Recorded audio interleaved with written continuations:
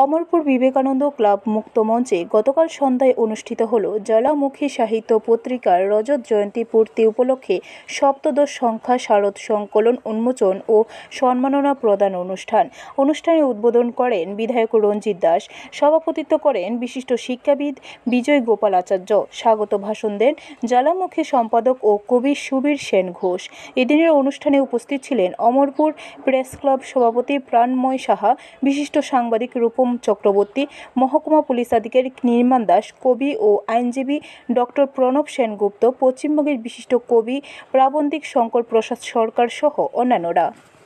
Amarpur press ক্লাবের সম্পাদক প্রাণময় সাহা মহাশয় এবং অমরপুরে যে দুইজন যিনি সাংবাদিক রয়েছেন, আরেকজন রূপম চক্রবর্তী মহোদয়, এবং উপস্থিত রয়েছেন সুদূর পশ্চিমবঙ্গ, যেটা বাংলা সাহিত্যের ভান্ডার, সেখান থেকে সুবীর সেন ঘোষের আহ্বানে সাড়া দিয়ে উপস্থিত হয়েছেন শ্রদ্ধেয় শিক্ষক মহাশয়।